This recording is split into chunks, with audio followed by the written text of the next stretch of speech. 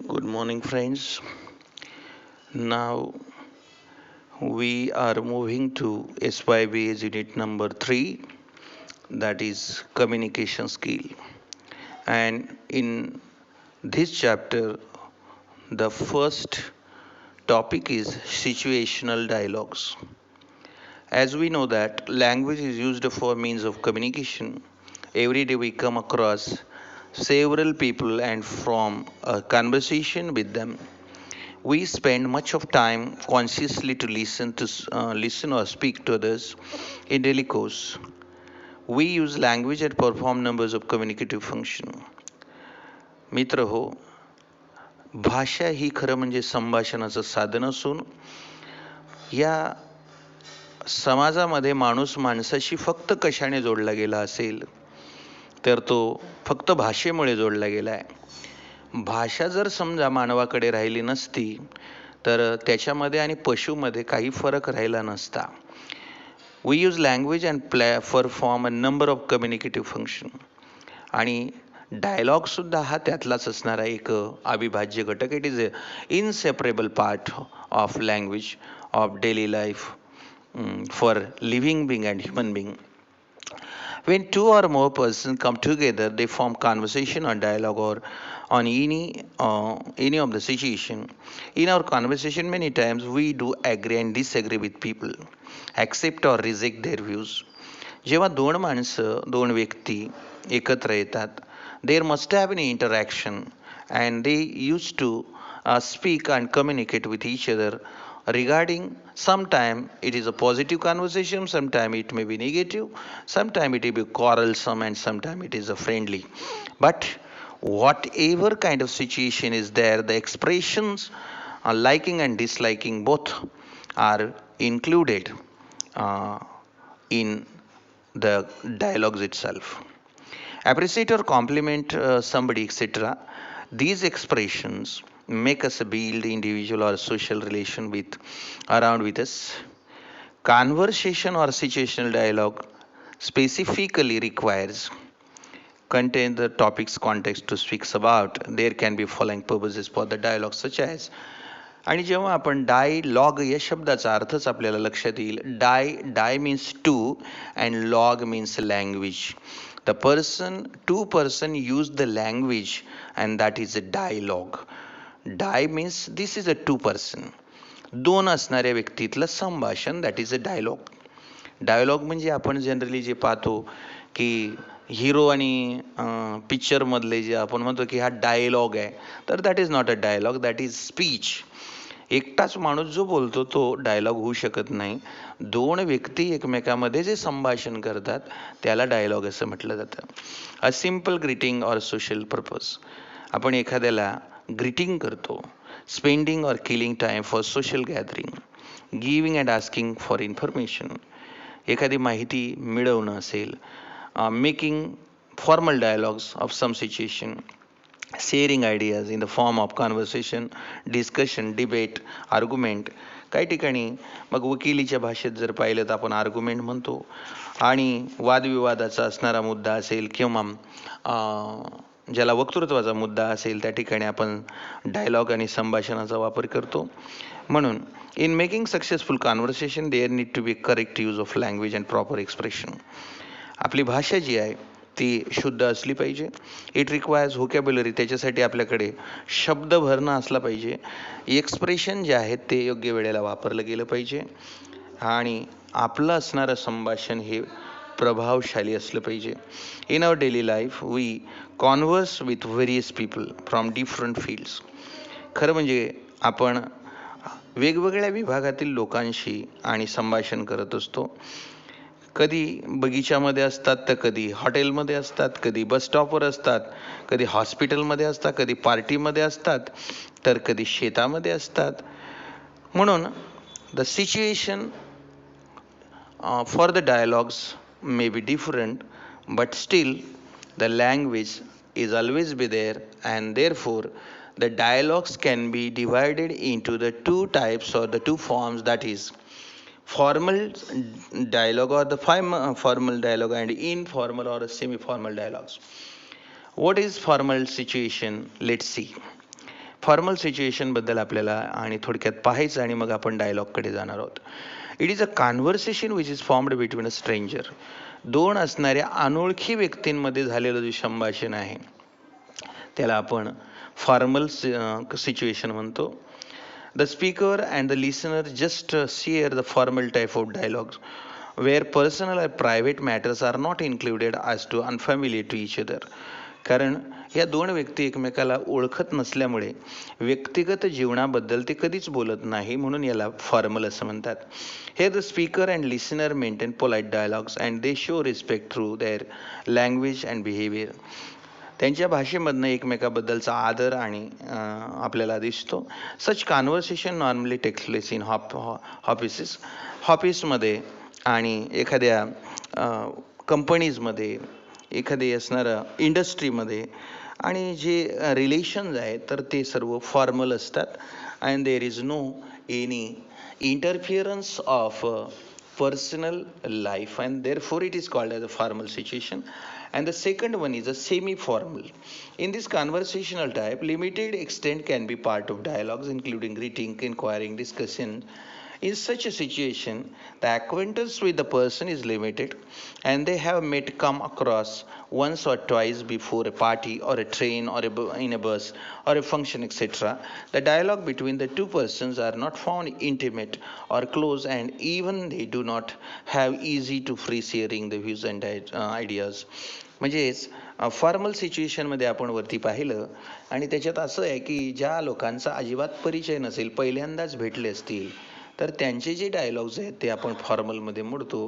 पण सेमी फॉर्मलमध्ये मात्र असं होतं की परिचय पहिल्यांदाच झालेलं नाही, एक दोनदा कन्फ्रंटेशन झालेलं असेल, पण मात्र तरीसुद्धा खूप जिव्हाळ्याचे आणि जवळचे संबंध प्रस्थापित न झाल्यामुळे एक अंतर ठेवून एक दोघांचं असणारं आणि पर्सनली ज्याला आपण व्यक्तिगत असतं किंवा व्यक्तिमत्व असतं ते डायलॉगमध्ये न टाकता स्वतःला वेगळं ठेवूनच जे संभाषण केलं जातं त्याला आपण सेमी फॉर्मल सिच्युएशन असं म्हणू शकतो.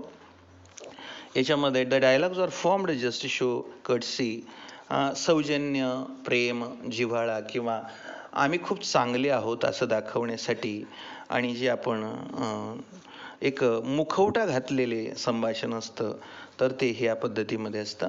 आणि तिसरा प्रकार आपल्याला डायलॉग्समध्ये पाहता येतो, that is informal situation.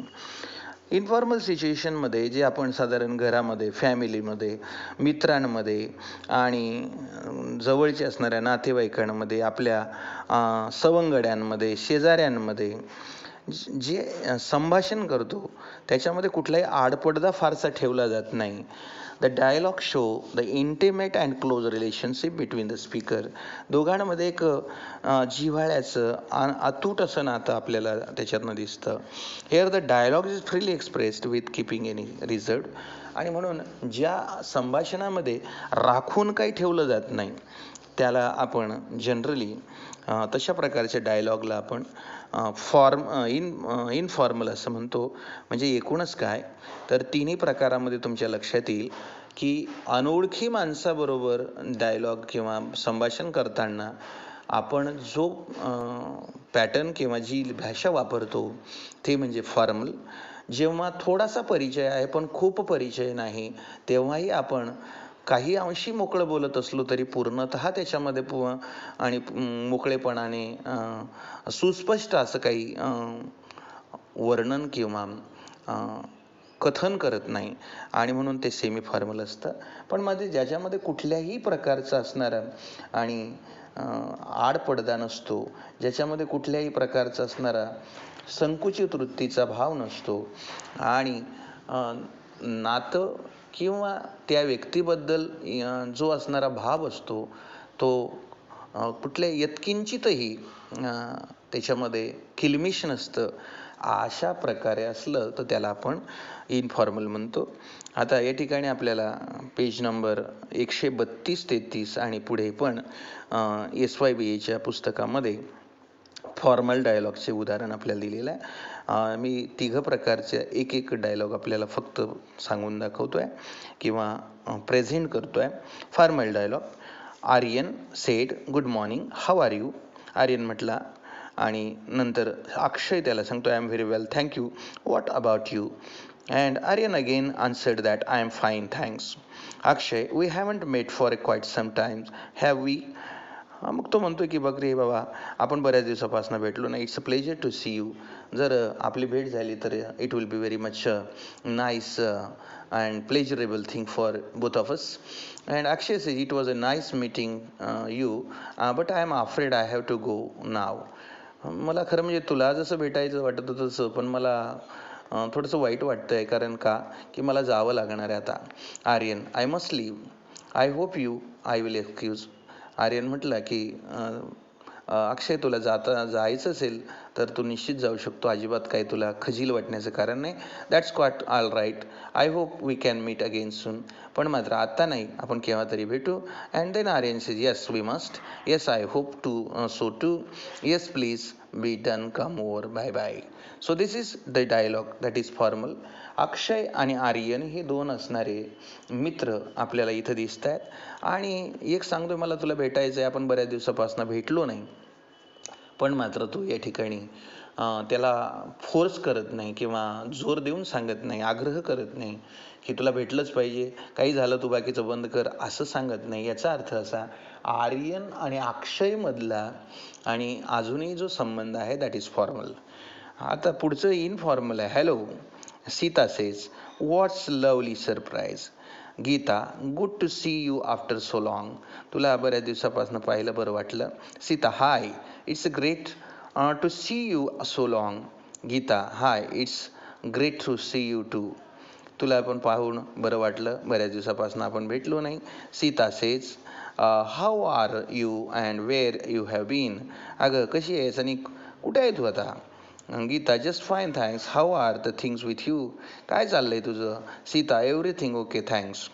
Gita we must meet and catch up on what happening.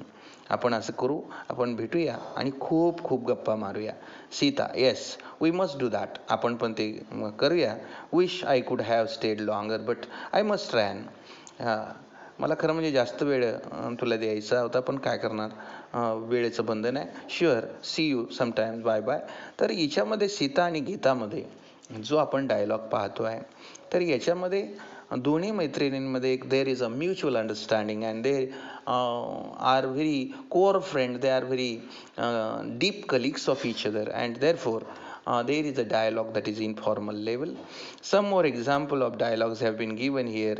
Dialogues of greeting and exchanging pleasantries. A student and teacher greet each other when they meet in the supermarket, or two friends talk about the internet fraud. And this way the dialogues have been continuing. So at the we can take the example, or we can add uh, if in the morning somebody goes on the shop or the grocer shop, then he or she may greet the shopkeeper, and the shopkeeper may greet to him or her. So the dialogue can be takes place. When you are on the taxi taxi stop of any city and you want to go somewhere, then the taxi driver and yourself, and there must be a conversation, and the conversation is no more, but those are the dialogues. So the taxi driver is not very much intimate friend to you. Therefore the dialogue must be uh, a formal one. And when you talk to your friend, then it is informal. And when you talk to your teacher or principal, or sometime the police talks to inspector, or the PA talks to his minister, so there is some kind of semi-formal dialogues. The situation permits them to uh, use language accordingly, and that is why the dialogue is one of the gift for the human being to express and to listen, or to receive the messages through the signals of language. And by this is one of the important aspect for uh, uh, important aspect and a skillful development for the student to be understood. So here is the unit or this topic is comes to end. Thank you very much, friend. Jai Maharashtra, Vande Mataram. Thanks.